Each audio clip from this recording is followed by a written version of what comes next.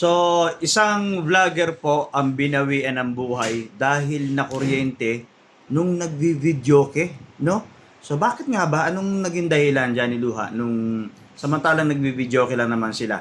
Ayon dun po dun sa balita ay siguro nasa resort sila eh. Tapos, ang nangyari, nagkakantahan sila nung pamilya at yung vlogger nga na yun na binawian po ng buhay. Sabi nila, dahil nga na kuryente, merong mga espekulasyon na baka may open wire dun sa... Kasi hindi naman dinitalye ng balita mismo nung nagbalitang national TV, no? So, basta ang sabi lang doon, na kuryente siya sa pamamagitan po ng pagbibidyoke. Malamang gumapang sa mic. At isa pa, baka kasi habang binubuksan niya or baka nabubuksan yung pinakang harap nun ng videoke, ano 'di ba, videoke box. Baka may pinindot doon at nahawakan niya yung mga parts nun, may kuryente. Maraming reason eh. Baka mamaya yung pinagsaksakan, yung tawag dito yung plug mismo ng unit. Baka sinaksak o binunot. So, maraming kasing reason dahil wala naman tayo dun sa actual na pangyayari. Ngayon, kung sakaling sa microphone at naranasan po ninyo yan, yung nakukuryente kayo, naranasan ba ninyo yung kapag dumidikit po yung inyong mga labi sa ganito? Kasi po ito ay steel or ano ba tawag dito? Conductor or gumagapang kasi dito talaga ang kuryente. No? Napapansin ba ninyo kapag gumaganon kayo sa microphone, minsan nakukuryente kayo. Kaya yung iba, gumagamit ng panyo.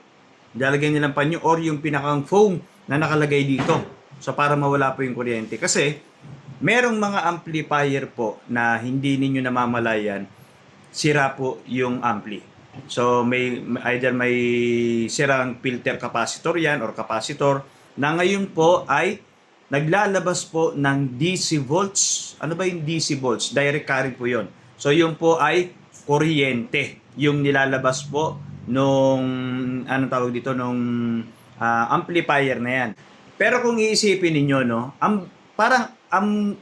yung kuryente, hindi sapat, yung kung mic lang na ganon, hindi sapat yun para makabawi ng buhay eh. Kasi DC nga lang eh. Kasi kung DC yan, siguro mga 1.5 volts DC lang yan, ano? Pero kasi, kung binawian niya ng buhay, dapat high current eh, no? Ano ba yung high current? No, yung AC. Or yung kuryente talaga natin. 220 volts, minsan pa nga 240 kapag tinester mo yan eh. So, maaaring gano'n nagkaroon ng shock, no? 220. Malamang 220 po yun. Malamang grounding. Kaya nga tumawag sila ng ng electrician, legit na electrician po para maimbestigahan yung nangyari kung ano talaga. Although wala tayo doon sa posisyon na yon. So, ang tinatalakay ngayon natin yung pangyayari, bakit nga minsan din may kuryente nga yung mga microphone ninyo. Isa rin po kasi sa reason nga naglalabas po ng DC volts ng kuryente yung ating mga amplifier. Or, merong open wire, baka nakadikit na rin yung, di ba, halimbawa yung saksakan nun, yung plug. Hindi natin alam, may balat pala yun. Nakadikit dun sa body mismo nung ang tawag dito, ng player or ng videoke unit. Mga pwedeng ganon. Siyempre, delikado yun, lalo yan, resort yan. Kadalasan, mas basa po yung mga tao dahil nga resort, no? So, isa yun sa mga reason. Nakatapak, tapos yung nahawakan yung, kasi 220 yun eh. So, kapag nakatapak ka sa semento, sabihin na natin na nahawakan mo yung unit, automatic 220. Pero kung nakachinelas ka at hindi ka naman basa o tuyong-tuyo ka, tapos nakachinelas ka, actually 110 lang yun, wala akong kuryente pa yun. No? Hindi ganun kalakas ang, kung di ako nagkakamali hindi ganun kalakas. Pero pag tumapak ka sa semento na nakapaka, 220 matic. No? Yun po yun. Kahit nga hawakan mo lang yung isang wire, open, halimbawa, meron pong isang open wire na, saan ba yung sample natin? Merong isang open wire, hindi ka basta-basta makukuryente eh. So, halimbawa, ito, open wire po yan, hawakan mo. Live yan halimbawa, live to. Hindi ka po makukuryente. Pero, habang hawak mo yan, kapag dumikit ka sa kasama mo, or sa semento, sigurado magaground ka. Hindi lang ground, 220 volts talaga yan. No, ganun po yun. So, maaaring po yun ang ganun ang nangyari. So, kaya, kung sa amplifier at nagbibidyoke sila sa amplifier nangyari yon, so ipacheck po ninyo yung inyong mga amplifier. Kasi nga po, baka nga sira yung pinakang capacitor no, naglalabas po ng kuryente yung inyong amplifier. No? Kaya minsan, Yun nga, kapag dinidikit nyo to, nakukuryente po tayo. So, isa po yun sa mga reason. At, actually, sinesearch ko pa yung buong detail po mismo nung pangyayari na yon nung isang vlogger. Sayang, no? Kasi, dahil nga lang sa isang unit na siguro hindi napansin o talagang hindi talaga chine-check or hindi talaga na-check. Kasi minsan, kung kailang may nangyari na saka i-check. Pero yung unit, dapat talaga yon i-check natin. Baka mamaya, dahil nga resort yan, iba-iba po ang gumagamit, baka na itutulak-tulak yung unit na gugulungan mismo yung plug or yung outlet, yung kordon nung pagsasaksakan, tapos nabalatan. No? Pwede pong mangyari yon, nabalatan, tapos basangay yung sahig.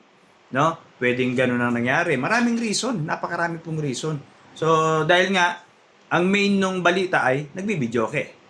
Ganun lang. Pero, dahil nga, yun sa pangyayari, maraming ng spekulasyon kung ano yung dahilan ng pagka-kuryente niya. Kasi kung mic lang, may kuryente, hindi po enough yun para bawian ka ng buhay. Unless na 220 itong mic na hawak mo. Hawak-hawak mong ganyan. Kasi sabi dun sa balita, aray, gumanon pang araw eh. Aray, pag-aray daw, wala na, nagblanko na, dinala na sa ospital. So may gumapang na mas mataas na voltahe. No? Kung gumapang man sa mic yun, talagang sobrang delikado yun. No, kaya nga ang sabi nga doon, binunot daw yung plug eh.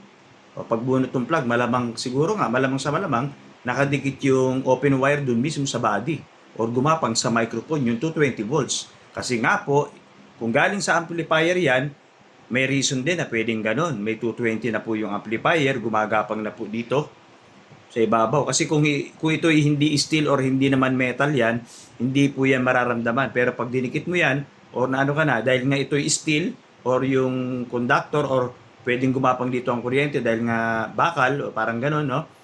Pwede ka na makuryente. Baka 220 volts yun. Maari pong ganon. So, kaya sa bahay natin, i-check po natin yung mga wire, yung mga cable wire niyan, baka po may open wire. Baka hindi nyo namamalayan, ginangat-ngat ng daga, pwedeng ganon, no? O baka hindi nyo namamalayan, nahihila, or kung meron kayong videoke player mismo pinaparentahan, nagugulungan, kasi hindi nyo naman mababantayan yan doon sa pinagre-rentahan 24 oras. Basta pag dinala mo yung videoke doon sa rentahan, hindi mo na alam kung ano yung nangyayari. Baka pwedeng nilipat nila ng pwesto, nagulungan yung wire, pwede pong ganon. Kaya kapag uwi po ninyo ng bahay at galing sa videoke, yung rental videoke ninyo, check po ninyo yung mga cable. Okay? At kung ikaw mismo naramdaman mo na habang nagbibidyoke ka, na kuryente ka, so ipacheck mo na po yan. No? Okay? So, Johnny Luha po ito.